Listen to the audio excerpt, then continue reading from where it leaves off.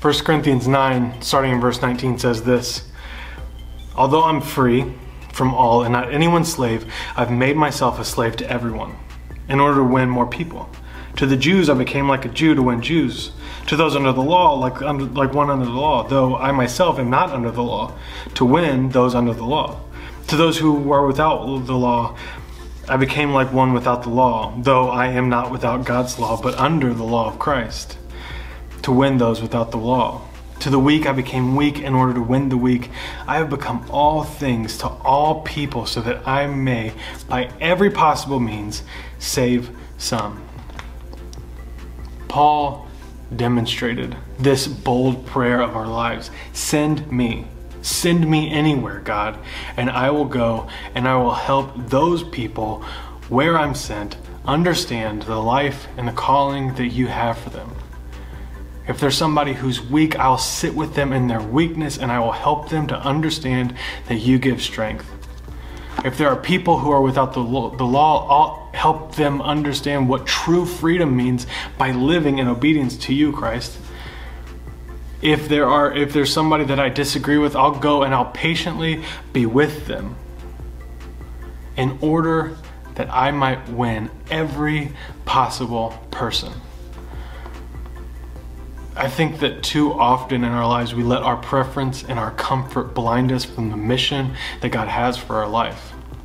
We let the places that we want to go direct our steps instead of the place that God needs us to go direct our steps. And we put in our preconceived notions and our expectations on those people so that they would fit in with what makes us comfortable instead of living on mission to go and stand with people and then help them understand the life that God has for them. Paul makes it very clear throughout the New Testament, but especially in this passage in 1 Corinthians 9, that we are to be sent and to help people in the places that we're sent understand that Jesus has a better life for them. Not a more comfortable life, not a more rich life, but a better life. It's not going to be about financial gain or comfort or any of these things, but it is going to be more fulfilled because it has purpose directed by a life and a chance at eternity. And so the question that we have to ask ourselves is, are we willing to walk alongside people and meet them where they are so that by any possible means we might save some? This is the call to be sent. This is the call to walk alongside people, to empathize with them, to understand the nuance and the complexity of their life, and in that nuance and complexity, breathe into them and tell them the story of a God who came from heaven to earth to save them. But it takes listening, it takes walking alongside, it takes understanding, it takes patience.